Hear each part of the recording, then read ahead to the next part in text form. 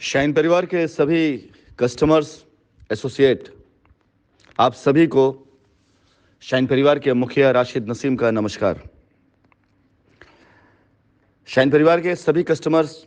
जो इस ग्रुप में जुड़े हुए हैं और वो सारे कस्टमर्स जो इस ग्रुप में नहीं जुड़े हैं, जहाँ तक मेरी आवाज़ जाएगी उन सभी लोगों के लिए शाइन की तरफ से शुरू से भी एक ही प्रयास था, आज भी और आगे भी हमारा प्रयास रहेगा, किसी भी तरीके से हमारे कस्टमर्स की लायबिलिटी ख़त्म हो ताकि शाइन परिवार के ऊपर लगा हुआ धब्बा, बदनुमा धब्बा जो है उसे मिटाया जा सके। इस लायबिलिटी को उतारने में ऐसी कोई नई चीज़ नहीं है जिससे हम अपने आप को ये माने कि हम किसी झंझट से या किसी चीज़ से निजात पाना चाहते हैं, क्योंकि हम अब तक की हर एक चीज़ को सिर्फ और सिर्फ पार्ट ऑफ आवर लाइफ और पार्ट ऑफ आवर बिजनेस समझ के चल रहे हैं।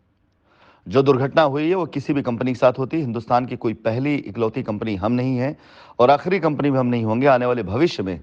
ऐसे न जाने कितनी कंपनियां आपको दिखाई देंगी,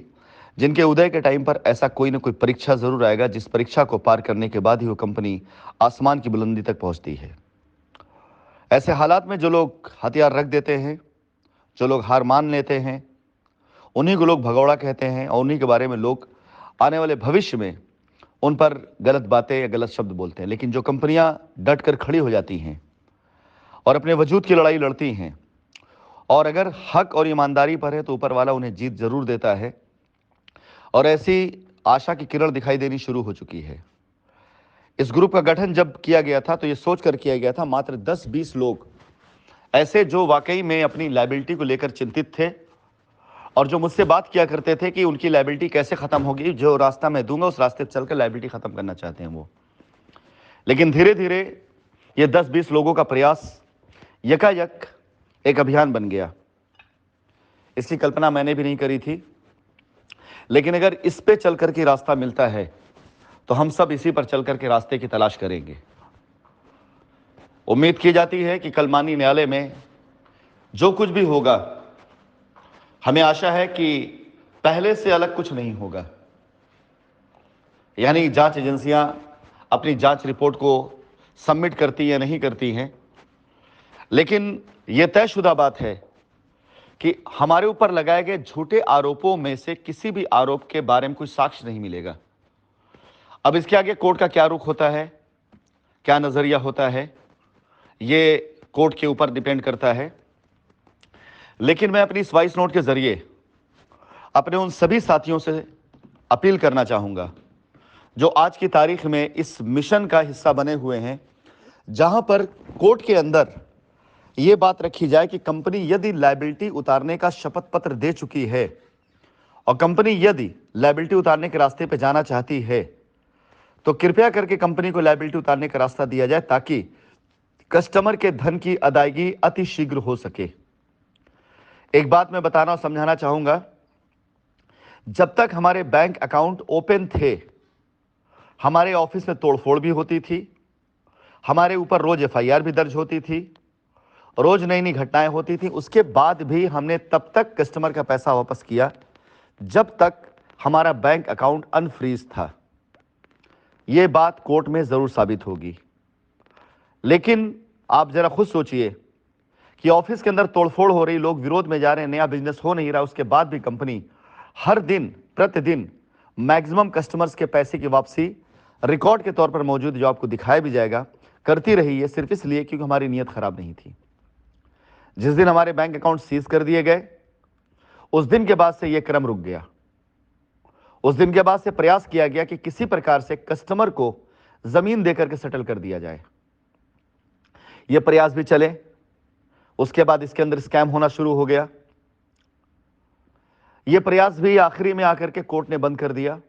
लेकिन जब तक यह प्रयास चलता रहा, आपने खुद देखा होगा कि न जाने कितने लोगों की अरेस्टिंग भी इसमें हो गई थी, लेकिन कंपनी अपने प्रयासों को नहीं बंद कर रही थी और कंपनी इसके ऊपर पैसे भी खर्च कर रही थी। करोड़ों रुपए जमीनों पर डाले गए, करोड़ों रुपए की जमीन खरीदी भी गई, बहुत कुछ किया गया। इस बीच में आपकी लायबिलिटी उतारने के लिए सारी बदनामियां सही गई, हर तरह के आरोप लगे, एफआईआर होते रहे, लोगों ने पैसे की बेईमानी करी, लोगों ने जमीन की बेईमानी करी, लेकिन कंपनी ने अपना प्रयास कभी बंद नहीं किया।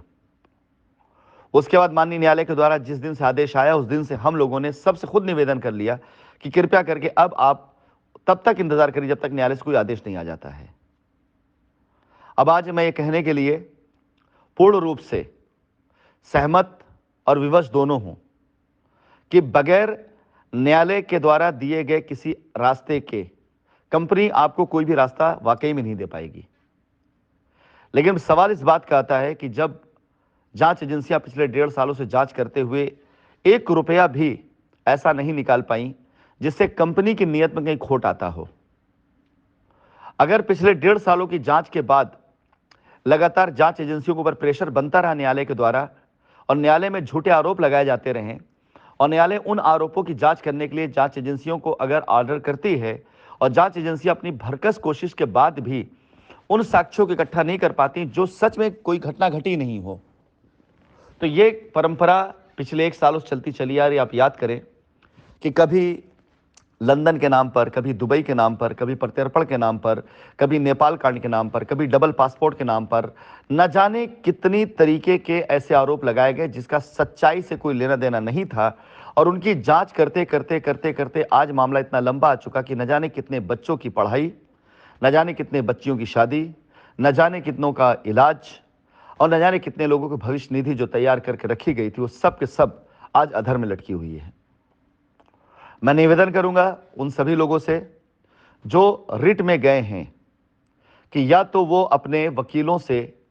ये बात मनवाएं और करवाएं कि न्यायालय के अंदर उनके पैसे की बात की जाए। कंपनी तैयार है देने के लिए, यदि कंपनी ने अपनी तरफ से हलफनामा दिया है तो कंपनी तैयार है देने के लिए। न्यायालय में बात की जाए कि कस्टमर का पैसा देने का रास्ता बनाया जाए। या तो आप सभी से निवेदन करूंगा, आपके वकील अगर आपकी बात को नहीं सुन रहे हैं तो रिस्क मत लीजिए, इमीडिएट एक हलफनामा दीजिए कोर्ट के अंदर कि आपके वकील आपकी बात को नहीं सुन रहे हैं, आपकी बात को नहीं रख रहे हैं। आप तुरंत एक दूसरा वकील हायर करें। बाकायदा इसके लिए आप सभी लोगों को हेल्प भी किया जाएगा, गाइडलाइन भी दी जाएगी। लेकिन आप अपनी पिटीशन में जिस चीज की मांग रखेंगे या जो बात न्यायालय में रखेंगे, न्यायालय में उसी बात पर सुनवाई होगी। अगर आप बात पैसे की वापसी की करेंगे कि हमें पैसे वापसी के रास्ते दिए जाएं, तो बात उसी की जाएगी। अगर आप बात नकली पासपोर्ट, डबल पासपोर्ट, 60,000 करोड़ और पता नहीं क्या उसकी बात करेंगे तो बात उसी की जाएगी। इसमें हम किसी प्रकार से न्यायिक प्रक्रियाओं पे कोई भी उंगली नहीं उठा सकते। तो मैं निवेदन करूंगा उन लोगों से जो लोग कोर्ट में जा चुके हैं किसी भी तरीके से, अगर आपके वकील आपकी बात को मजबूती से नहीं रख पा रहे हैं तो आप अपने लॉयर चेंज करना चाहें, लॉयर को चेंज करें, आपका संवैधानिक अधिकार है। इसके साथ ही साथ जो लोग अब तक अपनी किसी भी तरह की लीगल कार्रवाई से बचे थे, उन्हें धन्यवाद देते हुए मैं कहना चाहूंगा और अपील करना चाहूंगा कि यदि आप इस अभियान का हिस्सा बनना चाहते हैं तो कल न्यायिक प्रक्रियाएं जो भी होती हैं, कोर्ट के अंदर जो कुछ भी होता है, उसके बाद मैं आप सबसे खुद अपील करूंगा कि किस माध्यम से, किस द्वारा हम इस लड़ाई को कैसे आगे लेके जा रहे हैं। जहां पर आज की तारीख में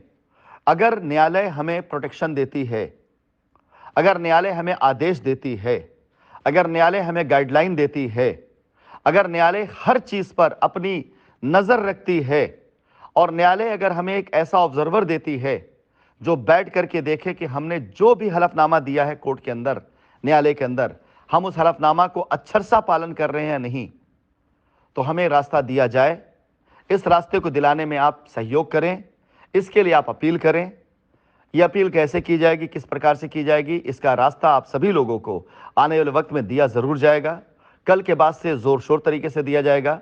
और मैं उम्मीद करता हूं कि एक बार जब यह समूह इकट्ठा हो गया जो रियल कस्टमर का है, कि इससे पहले जितनी भी पिटीशन डाली गई उसको लीड करने वाले लोग वो एसोसिएट हैं, वो प्रेसिडेंट हैं जिन्होंने आपसे पिटीशन डलवा तो दी, लेकिन आपके पैसे की वापसी में उनका कोई भी सहयोग या कोई भी योगदान नहीं होगा। अगर आपको आपके पैसे की वाकई में अदायगी चाहिए, जो अब तक सब कुछ देखने के बाद समझ में आया है, सारी चीजें पढ़ने के बाद समझने के बाद समझ में आया है कि न्यायालय तक आप लोगों को इसलिए ला करके यहां पर फंसाया जा रहा है, लंबित किया जा रहा है, क्योंकि उनके सर पर तलवार लटक रही है। तो आप सभी लोगों से मैं निवेदन करूंगा जो कस्टमर हमारे न्यायालय में नहीं गए हैं, उन सभी लोगों से थोड़ा सा इंतजार करें। अभी फिलहाल कुछ लोगों का समूह बन करके एक पॉजिटिव डायरेक्शन में न्यायालय में गुहार करने के लिए जा रहा है कि कृपया करके उनके पैसे की अदायगी और वापसी का रास्ता दिया जाए। बाकी सारी जांच होती रहेंगी। हम किसी भी जांच से ना तो घबराते हैं, ना उससे हम बाहर हैं, ना दूर जा रहे हैं, क्योंकि हम पर लगाए गए सारे के सारे आरोप वो निराधार हैं, बेबुनियाद हैं, उसका कोई साक्ष्य नहीं है, क्योंकि वो सारी घटनाएं हुई ही नहीं हैं। जांच एजेंसियां बहुत पॉजिटिव तरीके से जांच कर रही हैं, फेयर तरीके से जांच कर रही हैं, वो हम भी देख रहे हैं, और जहां जरूरत पड़ेगी जांच एजेंसियों को हम भी सहयोग करेंगे। हमने अपनी तरफ से, अपने तरीके से, अपने रिसोर्सेस से प्रयास करने शुरू कर दिए कि किसी प्रकार से जांच एजेंसियों तक हमारी बात भी जाए, और जल्द ही ऊपर वाले ने चाहा, ये हमारी कंपनी है, ये हमारा परिवार है, इसे बचाने के लिए, इसे फिर से एक बार इज्जत के साथ सबके सामने खड़ा करने के लिए, यदि मुझे अपना बलिदान भी देना पड़ा, मुझे आना भी पड़ा, कुछ भी करना पड़ा, मैं तैयार हूं करने के लिए। अपने सभी कस्टमर से मैं उम्मीद करूंगा कि आप कृपया करके कंपनी की तरफ देखें, आप कृपया करके कंपनी मैनेजमेंट की तरफ देखें, आप कृपया करके कंपनी के प्रयास, कंपनी मैनेजमेंट के प्रयास की तरफ देखें, आप कृपया करके उन प्रयासों की तरफ देखें जिससे आपका कार्य होता हो। ऐसी अफवाहों से दूर रहें, ऐसे लोगों से दूर रहें जिन्होंने आपकी जिंदगी के ये बहुमूल्य 3 साल बर्बाद कर दिए हैं, जिन्होंने पिछले 1.5 सालों में आप सभी लोगों को कोर्ट की तारीखों के चक्कर लगवा लगवा करके आप सभी लोगों का जीवन का जो बहुमूल्य पूंजी है वो तो फंसा ही दिया है। और अगर आज की तारीख में मैं इन प्रयासों से दूर हट जाऊं तो विश्वास जाने अगले 2, 4, 5 साल तक और आपके पैसे लटके रह जाएंगे, कुछ नहीं मिलने वाला है आपको। इसलिए मेरा निवेदन है आप सभी से कि कृपया करके आज ही संकल्प लें कि आज के बाद से आप कंपनी की दिशा निर्देश, कंपनी की तरफ से किए गए प्रयासों पर गहरी नजर रखते हुए, अगर कहीं कोई खोट होगा तो उस खोट को आप उस पर संशोधन करवाते हुए, उसे सही कराते हुए कंपनी के साथ आगे बढ़ें, ताकि आपकी लायबिलिटी उतर सके। यह प्रयास सिर्फ कंपनी कर रही है,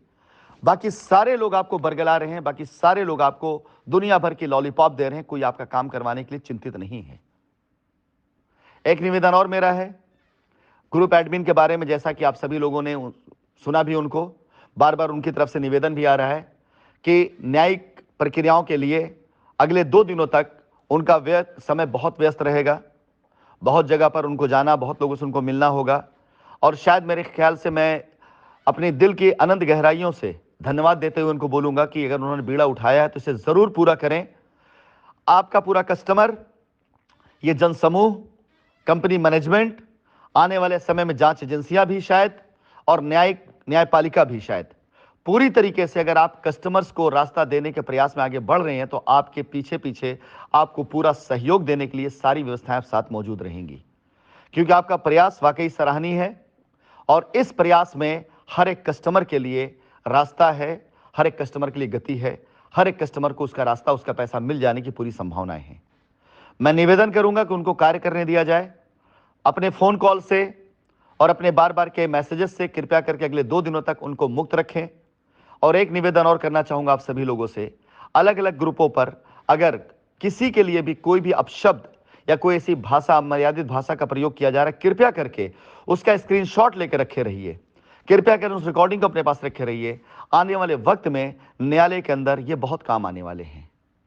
ऐसे लोग जो इन प्रयासों को रोकने के लिए अब शब्दों का प्रयोग किए हुए हों, या ऐसे लोग जो इन प्रयासों को रोकने के लिए अपनी तरफ से ऐसी भाषाओं प्रयोग कर जो अमर्यादित है, विश्वास जानिए ये इस पूरे मामले में जिसे स्कैम नाम दिया गया है, इससे कई गुना ज्यादा बड़ा स्कैम, क्योंकि इस स्कैम को बढ़ावा देने वाले लोग ये लोग हैं। अपनी बात को मैं यहां खत्म करते हुए आप सभी से